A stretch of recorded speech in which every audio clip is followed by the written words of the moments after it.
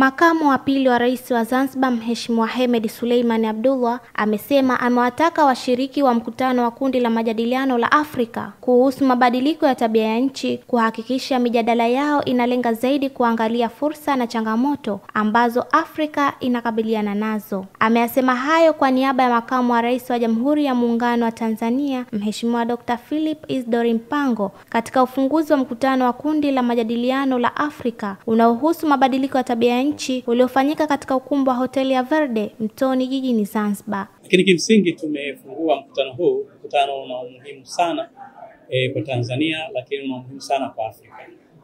Mambo makubwa hasa ya kuzingatia kwenye mkutano huu ni mambo matatu.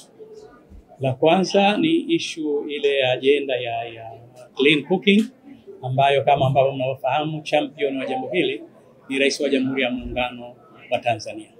Lakini jambo la pili ni issue ya ile connection ya 300 million people ya kuunganisha kwenye grade watu milioni 300 hata ikifika kipindi cha mwaka 2030 kati ya watu milioni 600 ambao hawajaingia kwenye grade.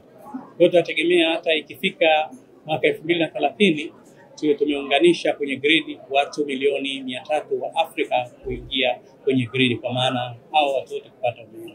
Lakini la tatu, kuweka msimamo kwenye mkutano wa COP30 ambao wanategemewa mkutano huu kufanyika mwezi Novemba nchini Brazil. Na sisi Tanzania jambo hili tunalichukulia kwa ukubwa sana na hamasa ni kubwa, na sasa Watanzania wengi wanahamasika kwenye suala hili la clean cooking. Nasi matarajio yetu hata ikifika mwaka 2030 basi Watanzania wote wawe kwa asilimia kubwa sana wameshaingia katika utaratibu huu wa clean cooking, na tunaamini na Waafrika wengi watakuwa wametuelewa.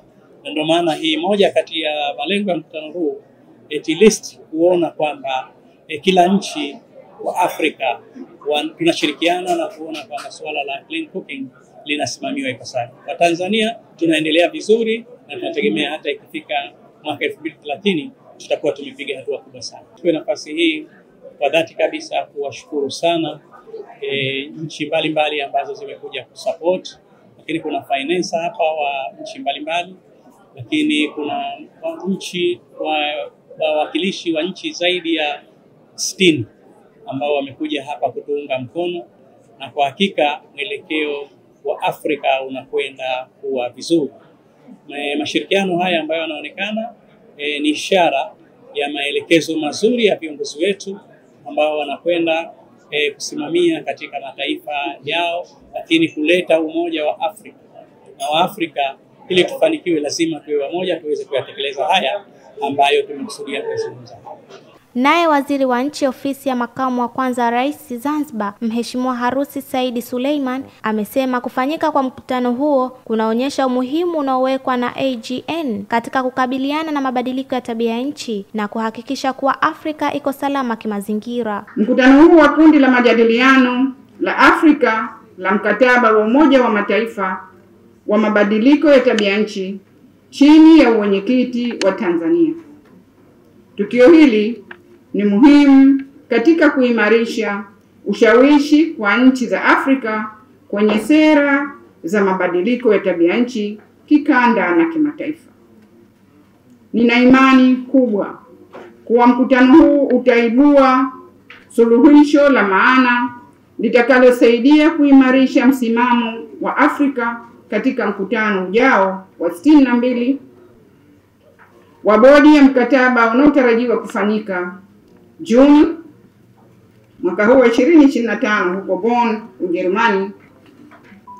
Na kuombeni sana muendelee kuwa wajasiri na wazalendo wa Afrika katika kutoa mapendekezo yenu na muwe na dhamira thabiti katika utekelezaji wake, kwani ajenda zilizopo mbele yenu ni muhimu sana kwa mustakabali wa Afrika katika masuala yanayohusu mabadiliko ya tabia nchi, na unategemea michango na maamuzi yenu ya leo.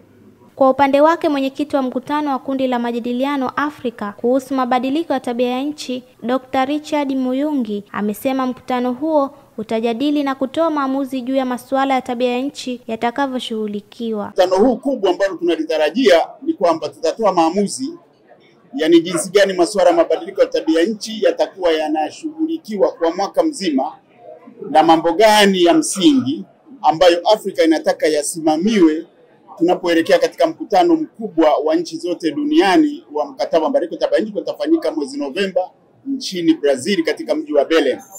Sasa tunayo mambo kama manne. Moja, kuna swala kubwa ambalo tulikuwa tukilipambania, kuongezeka kwa fedha ambazo tunataka zitusaidie kupambana na mabadiliko ya tabia nchi. Tulikuwa tunatarajia mwaka jana kwamba fedha zingeongezeka kutoka bilioni 100 mpaka trilioni 1.3.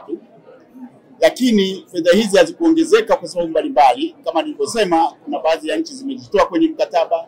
Kila nchi duniani imeambiwa iweke mikakati ya kupunguza gesi joto na kuongeza uhimilivu wa mabadiliko ya tabia nchi. Madina Omar, Asam Online TV. Hebu tulia. Mtakuja halafu mie huko. Ya fanya hatu haribu kazi za watu au wale ya. Hello. Kachara.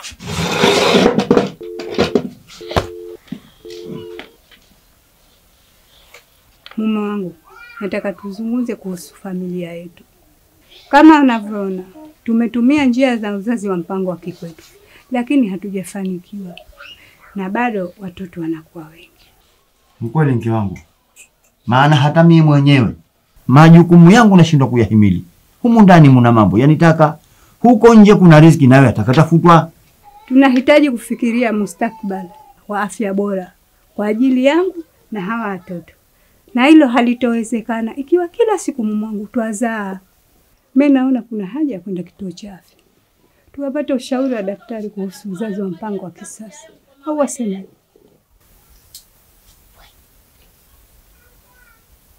Haya, karibuni sana.